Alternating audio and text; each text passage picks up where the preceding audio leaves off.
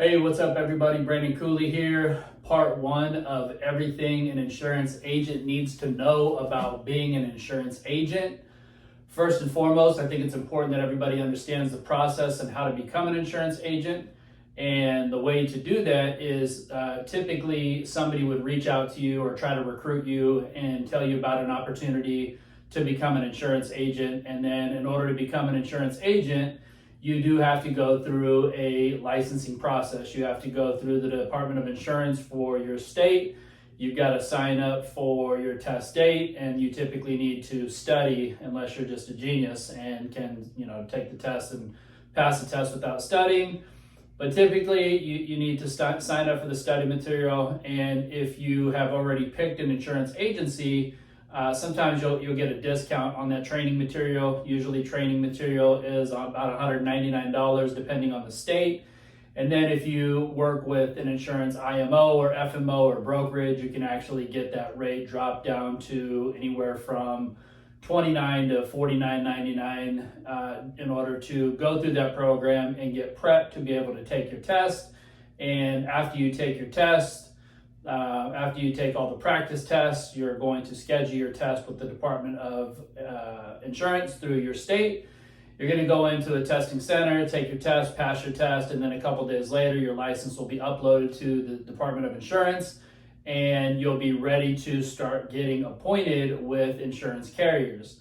Now, the next part of the process is important because it has to do with finding the right company, finding the right insurance IMO or FMO or insurance brokerage or agency or even a captive company, so that you are going to have the best opportunity to be successful in the insurance world. And what I mean by that is that unless you have a large network of people, or you're great at networking, or you're great at social media and lead generation, you're going to want to reach out to a company that can actually help generate leads for you. And the reason that is because the only thing that really separates a really good agent or a really successful agent or an agent who makes a lot of money and an agent who doesn't is the amount of activity that they actually put into working, put into the business. And so activity is the number one thing that you're going to need to worry about. It's something that separates you from everybody else. And so by having activity, by having leads, by having people to see, by having activity and be willing to go out and actually spend the time or set up those Zoom calls, which is what a lot of people are doing these days, the activity is the only thing that's going to separate you from the top and the bottom. Now, the next thing that comes into play is contract levels. A lot of insurance agents, new insurance agents, are being bombarded by different companies, different IMOs, different FMOs, and they're being told that we'll bring you in at an extremely high contract level, which is great.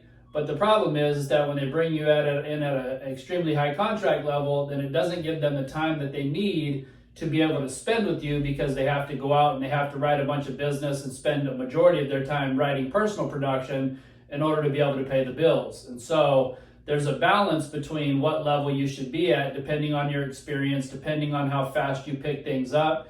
And that balance is extremely important to the success of you making it or not. If you do not get the right contract level and you're with a manager where, let's say, you're 5 or 10% below that person and they're just not making a big enough override that makes it worth it for them to pull themselves away from being able to go out and write personal business and make a full commission on that, then it's going to put you in a bad position. And so in a lot of situations where successful agencies are thriving, insurance agents will come in at a 50 or they'll come in at a 60, and then they'll purchase leads and then they'll use those leads that they get in the beginning, the practice leads, and they will have a manager that works with them very closely and runs appointments with them and hops on the Zoom calls with them. And they can do that because they have a big enough override to where they're able to pull away from having to write personal production in order to be able to pay their bills. So there's many different things that are out there in regards to leads and what level you should be at. One of the most important things is making sure that if you have no experience in the insurance industry and you're going to need somebody's time, don't go into an insurance agency and be looking for the highest contract level. Go into an insurance agency that has great systems, structures, procedures, and training in place, and a person who's going to be able to give their time and dedicate their efforts and into your success so that you actually have a chance to make it. If you're just getting recruited by an extremely high contract level, chances are the person above you, the person who brought you in, isn't going to have the time or have the desire to want to train you and put time and effort into working with you, because they still need to go out and write business, because once again, that override just isn't big enough for them to be able to take time away from writing that personal production to be able to help you out. So this is part one of a multi-part series where I'm going to be answering several questions. I'm going to be allowing comments and requests of other videos and other information that people would like to know. I've been in the insurance industry for about 15 years. I started back in 2009, have promoted multiple seven-figure earners, tons of low to high six-figure earners.